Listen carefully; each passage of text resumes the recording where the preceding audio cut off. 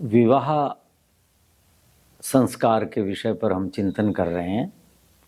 तो विवाह किन किन स्त्री पुरुष अर्थात युवा युवती में होना चाहिए, उसके अलग अलग बिंदु हैं। आज का जो हमारा विचारणीय बिंदु है, आज का जो पक्ष है, वो है सवर्णा सु विवाह। जो सवर्ण हैं उनमें परस्पर विवाह होना उत्तम है। यह मैं स्पष्ट कर दूं, सामान्यतया लोग आजकल समाज में ये सवर्ण जाति के लोग हैं, ये निम्न जाति के लोग हैं, ऐसा कहते हैं। शास्त्र ऐसा नहीं कहता। लोग क्या कहता है ये अलग विषय है। सवर्ण क्या है? शास्त्र में 4 वर्ण हैं, ब्राह्मण, क्षत्रिय, वैश्य और शूद्र। ये वर्ण हैं। गुण कर्म जिनका स्वभाव मिलता है वो एक वर्ण के, ऐसे मनुष्यों को 4 भागों में बांट दिया। तो सवर्ण का मतलब क्या हुआ? यहाँ ब्राह्मण ब्राह्मण समान है वर्ण जिसका। युवा ब्राह्मण तो युवती ब्राह्मण, युवा क्षत्रिय तो युवती क्षत्रिय, युवा वैश्य तो युवती वैश्य, और युवा शूद्र तो स्त्री शूद्र। सवर्ण का मतलब ये है कि सवर्णा कि सुविवाह, तो सवर्ण स्त्रियों से विवाह करना चाहिए, ऐसा मनु जी कहते हैं। किसको? पुरुष को। पुरुष को लक्ष्य करके कहा है, एक को तो लक्ष्य करना ही था। अर्थात पुरुष जो है, युवा जो है, जब विवाह करे, गृह शास्त्र में प्रवेश करे, तो उसको सवर्ण स्त्री से विवाह करना चाहिए। देख क्या लिखा है? सवर्णा अग्रे द्विजाति नाम प्रशस्ता दार कर्मणि। दार कर्म पहले हम चर्चा कर चुके हैं। दारा स्त्री को कहते हैं, तो दार कर्म स्त्री से संबंधित कर्म, वो दारा कर्म, ठीक है, वो दार कर्म कहलाता है। उनमें सवर्णा प्रशस्ता, सवर्ण स्त्री सबसे उत्तम है। ब्राह्मण के लिए ब्राह्मणी, क्षत्रिय के लिए क्षत्राणी, ऐसे जैसे मैंने बताया। सवर्णा का आशय यहाँ है समान है वर्ण यस्यासा, समान है वर्ण जिसका, ऐसी स्त्री उससे विवाह करना चाहिए, ऐसा मनु जी कहते हैं। अन्यों से भी कर सकते हैं विवाह, उसके लिए आगे मनु ने विधान किया है, लेकिन प्रशस्ता का, कि यदि आप उत्तम फल प्राप्त करना चाहते हैं, किसका? गृहस्थ का, दार कर्म का, तो आपको अपने समान वर्ण की, अर्थात जिससे आपके गुण धर्म विचार स्वभाव मिलते हों, वो स्त्री आपके लिए उपयोगी है। जैसे उदाहरण, एक व्यक्ति है, भारत कृषि प्रधान देश है, और वो कृषक की लड़की है, और वेद पाठी ब्राह्मण, वैज्ञानिक, चिकित्सक, वो युवा है। तो कैसे बात बनेगी? क्योंकि दोनों की पृष्ठभूमि भिन्न है, दोनों की योग्यता भिन्न है, और दोनों के क्रियाकलाप भिन्न हैं, इससे स्वभाव भी भिन्न होगा। समझ रहे हो ना? किसान ही है और कुंभकार जो घड़ा बनाता है, उसकी लड़की या लड़का, दोनों में से कृषक वर्ग है मान लीजिए, तो कैसे बात बनेगी? उनको अपने घर के वैसे अभ्यास है और उनको अपने घर का वैसा अभ्यास है, नहीं बनेगी ना बात। तो कहने का मतलब ये है, ऐसे ही ब्राह्मण और क्षत्रिय योद्धा, ऐसा परिवार पीढ़ियों से चला आ रहा है, और एक है पठन पाठन जीवन शैली उनकी, तो उनकी तो बातचीत का ही अंतर मिलेगा आपस में, क्योंकि क्षत्रिय तो रुक्ष होगा, कठोर होगा, और ब्राह्मण विनम्र, सुशील, मृदुभाषी, शरीर भी एक का बहुत दृढ़ बलवान होगा, और एक का कृशकाय होगा, दुर्बल सा होगा, कोमल सा होगा। हर चीज ऐसी मिलेगी ब्राह्मण की, क्योंकि उसका वो कार्य नहीं। तो यहाँ ये आशा है मनु का, किस, ठीक है, गुण कर्म स्वभाव जिनके समान हो, उनका विवाह होना चाहिए। अब इसमें मुझे बहुत बढ़िया पंक्ति मिली। नए ऋषि पतंजलि हैं, जिन्होंने पाणिनि की अष्टाध्यायी पर महाभाष्य किया है। उनकी पुस्तक है महाभाष्य, बहुत बड़ी पुस्तक, ठीक है। वो वहां समझाते हैं व्याकरण के किसी प्रसंग में, वो लिखते हैं व्यतिसजति पदार्थान आंतरः कोपि हेतु। पदार्थों को, संसार के पदार्थों को आपस में जो जोड़ता है, चाहे वो जड़ है चाहे चेतन है, कोई आंतरिक कारण है। आंतरिक कारण क्या है? समानता। विषमता थोड़ी जोड़ेगी, विषमता तो दूर ले जाएगी। समानता तो क्षत्रिय की समानता क्षत्राणी से होगी, ब्राह्मण की समानता ब्राह्मणी से होगी, वैश्य की समानता वैश्या से होगी, और शूद्र की शूद्रा से होगी समानता। क्योंकि उनका जो विभाजन जो किया है, इसी हिसाब से तो है ना कि जैसा गुण कर्म स्वभाव, तो व्यति सजति पदार्थान। जैसे वो उदाहरण देते हैं कि बैल हैं, वो एक साथ बैलगाड़ी में जुटते हैं या हल में जुटते हैं। कहते हैं वो उनको यदि एक को बेच दिया या दूर चला गया या दूर बांध दिया या कहीं कर दिया, अन्योन्यम अपश्यंता शब्दम कुर्वन्ति। जब वो एक दूसरे को नहीं देखते तो आवाजें करते हैं। क्यों? उनमें समानता है। क्या है? कि दोनों मिलकर समान कार्य करते हैं, समान कार्य कर रहे हैं, उनकी निकटता। ये उदाहरण देते हैं। और उदाहरण देते हैं कि आप समाज में जाओ, समाज में जाओ, हैं जी, यानी किसी भी प्रकार का इकट्ठा है, उत्सव है, मेला है, समाज है, किसी भी प्रकार का, वहां लोग इकट्ठे हो गए, कहीं बैठो, तो दुर्बल व्यक्ति दुर्बल को ढूंढता है क्या कि मैं दुर्बल के पास बैठूं, और जो बहुत बलशाली शक्तिशाली है उसके ढूंढता है क्या? बोलो। जिसके अंदर अच्छाइयां हैं आपस में, वो एक दूसरे के अच्छाइयों को ढूंढ करके वही साथ उठते हैं। मान लो एक सप्ताह का शिविर लगाया कोई, और वहां क्या हुआ, तो व्यक्ति अपनी जैसे समानता ढूंढता है कि ऐसे बोलता है, ऐसे बैठता है, ऐसे बात करता है, इनसे बात करना ठीक है। वो कहेगा नहीं ठीक नहीं, अपने अपने अनुसार ढूंढता है अच्छाई या बुराई। बुरे लोग हैं जो धूम्रपान करते हैं, शराबादी पीते हैं, उनको ढूंढते हैं, उनके साथ रहते हैं। सज्जन व्यक्ति जो अच्छी चर्चा करता है, उत्तम परामर्श करता है, जिसका क्रियाकलाप अच्छा है, वो उसके साथ ही उठता बैठता है। यही तो चीज है। तो मनु कहते हैं सवर्णा, विवाह करते समय अपने वर्ण में ही विवाह करना चाहिए, ये प्रशस्त उत्तम है। तो इसका ये यहां उदाहरण ये देते, मुझे बहुत अच्छा लगा है। ठीक है जी। अब आगे देखो, एक मुझे उदाहरण मिला बहुत अच्छा।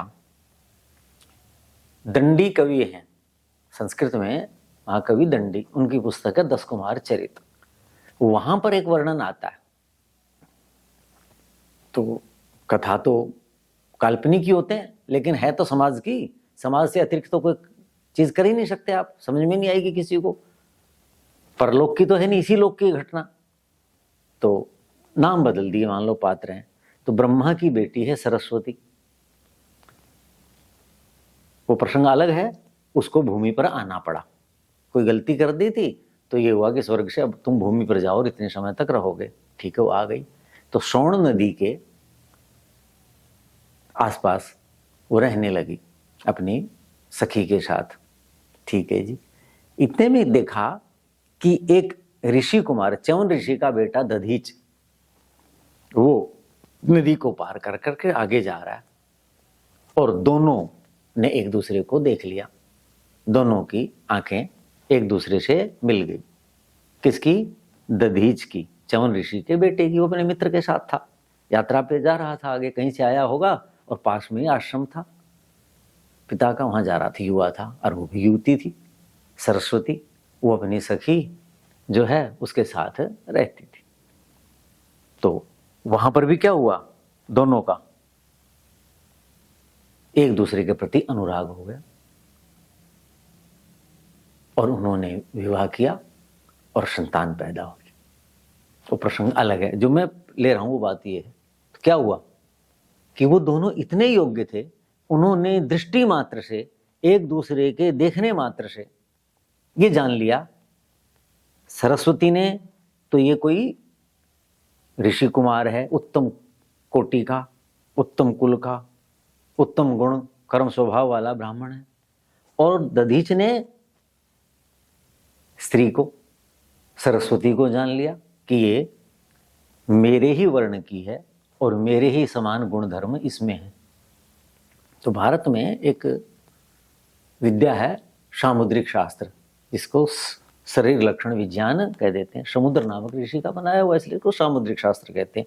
तो आपके हाव भाव, चेष्टाएं, अंग विन्यास, चलना फिरना, इनसे ही आपके सारे अंदर का ज्ञान अंतर्गतम जान लेता है व्यक्ति। तो वो देखो, अब वो दोनों क्यों जुड़े? अपरिचित, एक स्वर्ग से आई थी, एक भूलोक का था, अपरिचित है, सब कुछ है, फिर भी क्यों विवाह किया? और बहुत उत्तम सारस्वत संतान पैदा हुई उनको, और दोनों प्रसन्न रहे। क्यों? क्योंकि सवर्ण व्यति सजति पदार्थान आंतर है कोपी हेतु, कोई दोनों में समानता थी। समानता क्या थी? वर्ण की समानता थी। वर्ण क्या है? गुण, कर्म, स्वभाव, योग्यता, जीवन के लक्ष्य, क्रियाकलाप। तो ऐसे जब होगा तो विवाह का लक्ष्य पूरा होगा, कलह नहीं होगा, विषमताएं नहीं होंगी। जैसे आजकल आप देखो, वर्ण नहीं देख रहे ना, क्या देख रहे हैं? क्या पैकेज है, क्या नौकरी है, कितना रंग रूप है, ये बाह्य चीजें।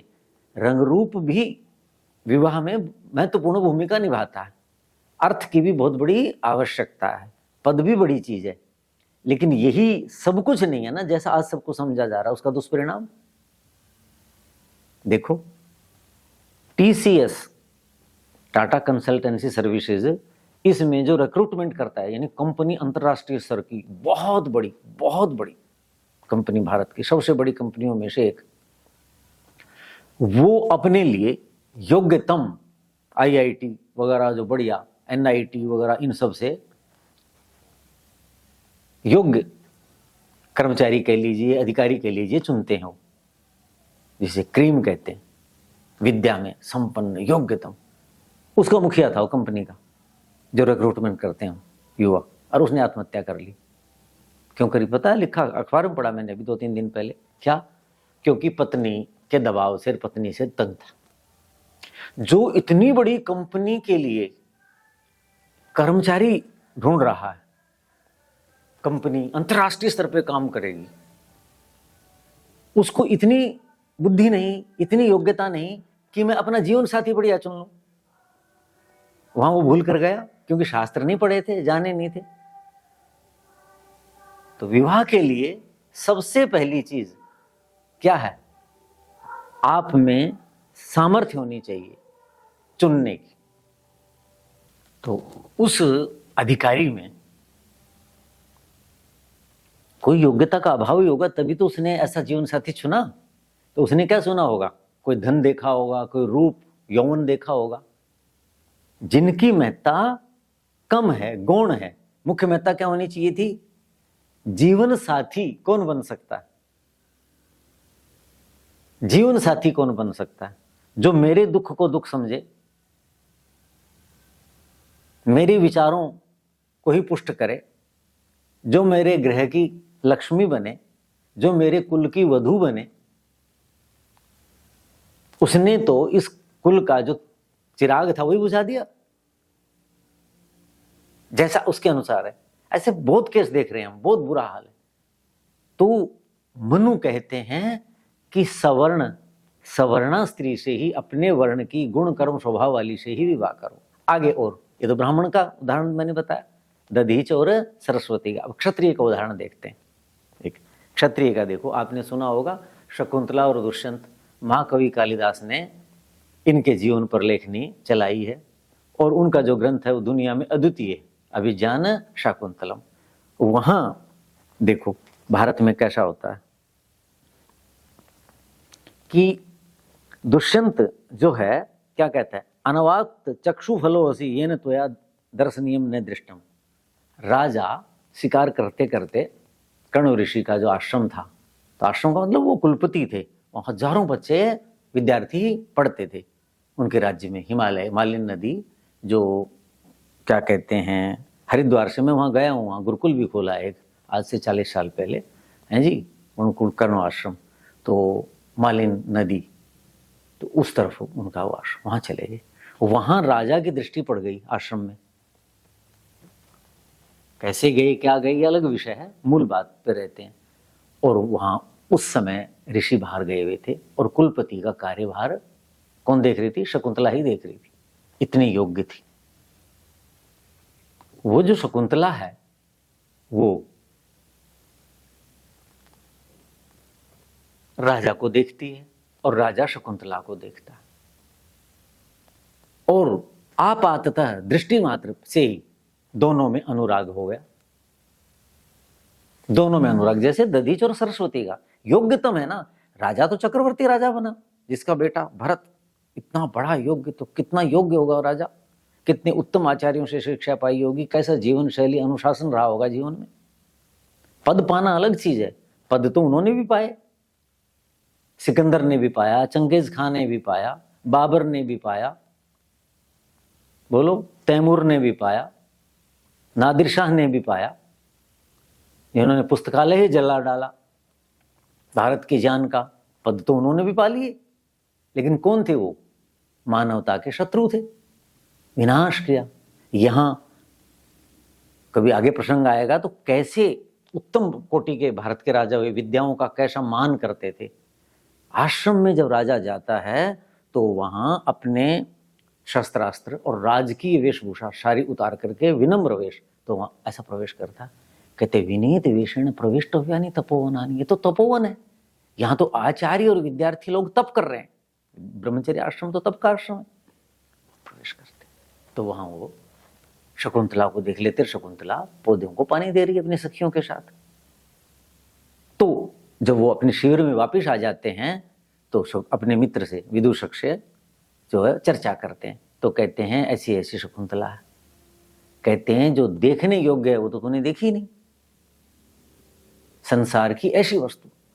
तो कहते हैं कि कैसी है। अब उसका एकदम से प्यार क्यों हुआ इन दोनों का, दधीच का और सरस्वती का, इसका तो एक हमारे यहाँ सूत्र ग्रंथ है, आपस्तंभ नामक ऋषि का बनाया हुआ आपस्तंभ सूत्र है। तो वहां ये सारी बातें वहां भी हैं गृहस्थ से संबंधित। तो वहां लिखा यस्याम मनः चक्षुषो निर्बंध है तस्याम रिद्धि। किस स्त्री से विवाह करो?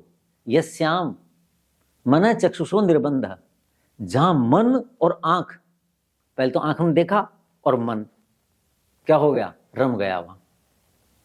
तस्याम रिद्धि, जहां मन और आंखें क्या हो जाएं, निर्बंध हो जाएं, बंद जाएं, हिले ही नहीं वहां से, कि हटाने को ही मन नहीं कर रहा।